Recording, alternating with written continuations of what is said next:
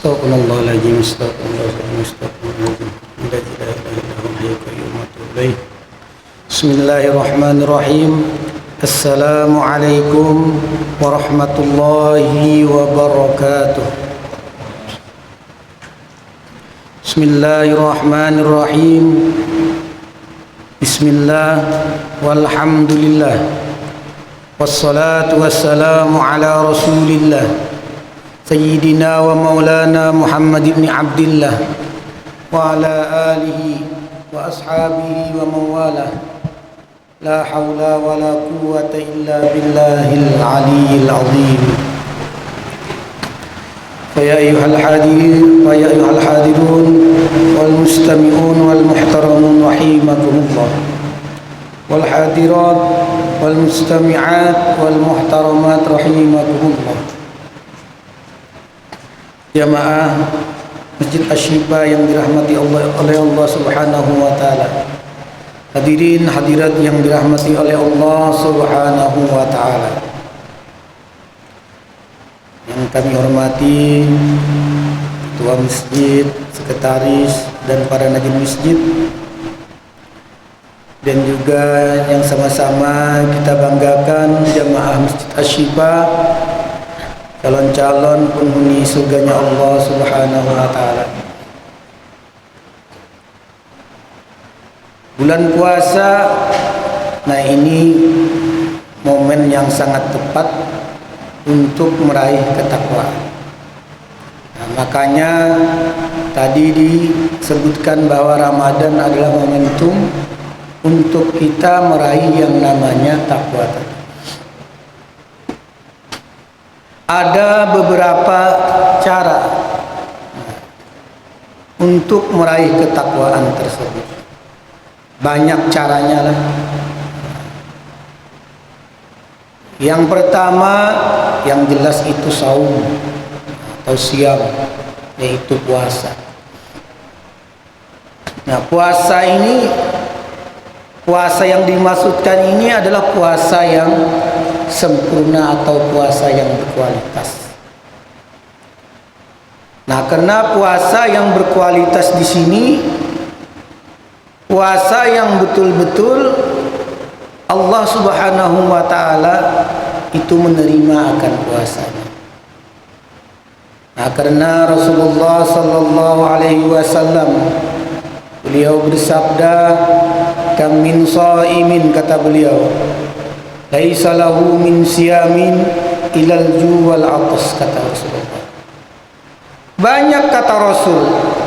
Nah, itu di antara umatku itu dia puasa itu cuma merasakan lapar dan dahaga, tidak mendapatkan pahala daripada puasanya.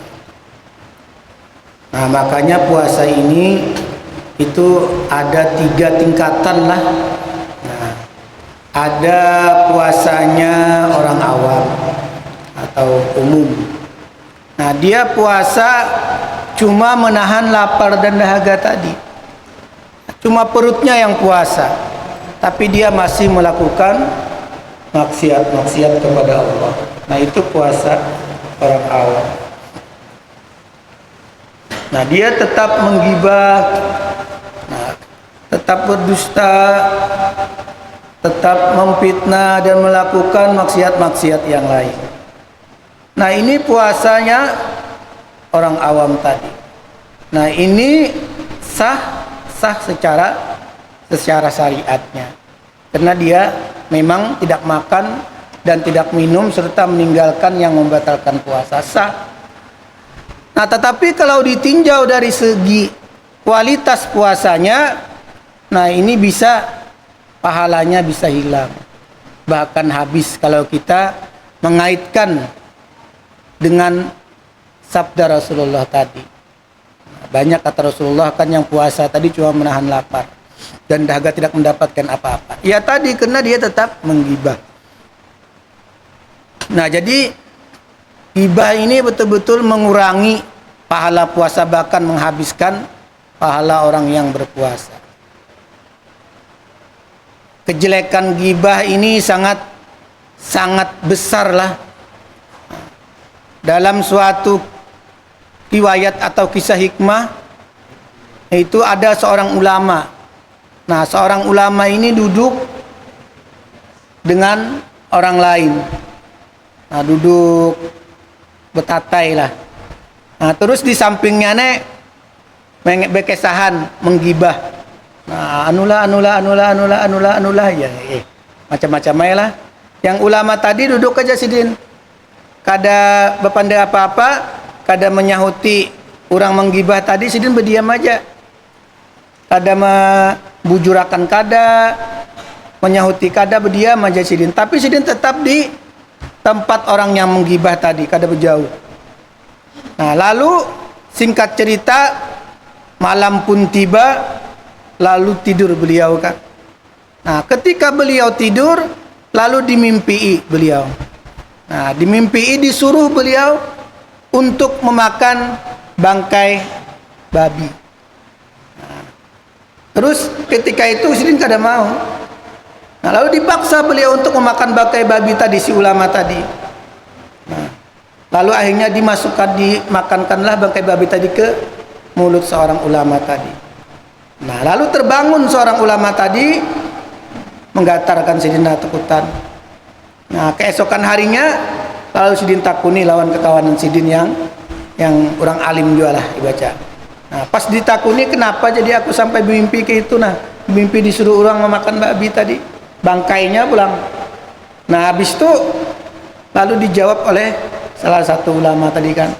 Nah, pian kesahnya ada empat menggibah kaja. Kada aja sidin kena menggibah. Mbah pang ja ada menyahuti ke apa kada dak. Begitu ingat-ingat akan pang pian ja. Lalu ingat sidin, ada pang aku duduk aja. Nah, orang berempat berkesahan punya orang. Sidin empat duduk di sidin itu aja.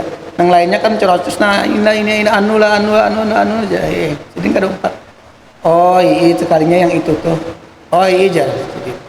Pian kena duduk itu mendengarkan itu nah jadi. Nah, jadi di sini Sidin Madahi mendengarkan, mengunyah itu sama-sama dosanya dapat.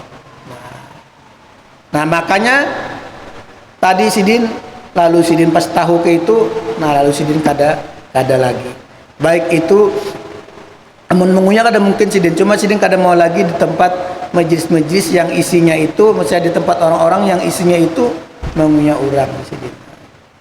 Nah, terus lagi yang kedua tadi puasanya orang khawas. Nah, khawas itu perutnya puasa, pikirannya puasa, mulutnya puasa, lidahnya puasa untuk tidak berkata kotor, ya tadi. Nah, itu puasanya yang berkualitas, sudah yang nomor 2 tadi. Dia meninggalkan maksiat-maksiat tadi. Nah, yang nomor 3 itu puasanya khawas bil khawas. Nah, ini puasa bebuhan orang wali Allah. Nah, nang setiap detik pasti ingat dengan Allah. Bahkan wali-wali Allah itu beliau kalau misalnya kada ingat lawan Allah satu sewaktu-waktu aja, nah dia menghukumkan dia itu berdosa lah. Nah, ini anunya hebatnya orang yang khawas bil khawas tadi. Nah, kita ingkas tingkatan nomor 2 kan sudah alhamdulillah lah. Nah, itu. Nah, kenapa kita perlu melihat dari tingkatan-tingkatan tadi? Nah, karena kalau misalnya kita masih di fase yang pertama, di fase yang masih puasanya orang awam, kita kada bakalan mendapatkan kualitas ketakwaan tadi. Nah, yang dalam Al-Quran disebutkan, ya ayyuhalladzina amanu kutiba alaikumussyiyam kama kutiba alal ladzina min qablikum la'allakum tattaqun. Nah, tattaqun. Nah, itu tattaqun di sinilah yang jadi tujuan berpuasa, untuk bertakwa. Nah, kalau kita masih posisi yang pertama tadi, puasanya orang awam tadi, nah kita ditakutkan tidak meraih tujuan daripada puasa tadi, yaitu bertakwa tadi. Nah, terus lagi cara selanjutnya itu dengan memperbanyak amalan-amalan sunnah di bulan Ramadan. Nah, khususnya salat tarawih, itulah. Terus lagi baca Al-Quran. Nah, mudah-mudahan kita bisa di bulan Ramadan ini tiap hari kita membaca Al-Quran. kalau bisa khatam lah. Nah, Imam Syafi'i itu sidin khatam dalam 1 bulan itu 60 kali khatam. Jadi semalamannya itu sidin kawa 2 kali khatam di bulan Ramadan. Nah terus kalau misalnya aja membaca Al-Quran kada tahu juga anunya artinya, kada tahu juga isinya apa. Nah pada kesnya gunanya. Nah itu kalau anak tahu artinya itu nanti di bulan selain bulan Ramadan. Kalau bulan Ramadan ini kita usahakan kita baca Al-Quran mudahan kawa, karena Al-Quran diturunkan di bulan Ramadan ini. Syahrul Ramadan allazi unzila fihil Quran. Nah jadi penting kita lah untuk mengutamakan atau memprioritaskan tadi membaca Al-Quran tadi. Nah terus lagi sedekah. Nah ini penting juga sedekah lah, sedekah di bulan Ramadan ini. Nah ini sangat penting. Soalnya apa? Soalnya pahala di bulan Ramadan ini sedekahnya dilipat gandakan. Rugi kita kalau bulan Ramadan ini kada menggunakan manfaat tadi yang Allah lipat gandakan tadi pahalanya, lalu kita kada menggunakan itu. Soalnya bulan Ramadan kan datangnya setahun sekali. Nah jadi kalau kita bisa sedekah, apalagi kalau membukakan orang yang berpuasa, orang yang bukakan puasa itu kan sama pahalanya dengan orang yang berpuasa. Ini sedekah ini jatuhnya. Ada celengan lewat. Nah mudahan ada duit buat dia Allah, apalagi bulan Ramadan ini lah. Nah, dilipat gandakan. Apalagi kalau dilakukan sedekah itu di subuh hari, maka ada istilah sedekah subuh. Nah sedekah subuh itu janji malaikat kalau orang yang bersedekah di subuh hari itu akan didoakan oleh malaikat orang yang bersedekah ini. Nah ini rutin lah, istiqomah kalau bisa lah mudah-mudahan. Tapi ujar guru-guru tuh kalau kita tahu amalan atau ilmu paling kada aja pakai sekali dulu aja. Nah ribatnya tuh jika model baju tuh baju puga tuh sekali dulu pakai barang. Setelahnya tuh mudahan kawa. Namun kada tuh kan paling kada kita pakai dulu. Jadi kalau misalnya buat subuh hari itu apa sekali barang dulu lah. Sudah tahu kita bahwa sedekah subuh itu pun penting. Nah itu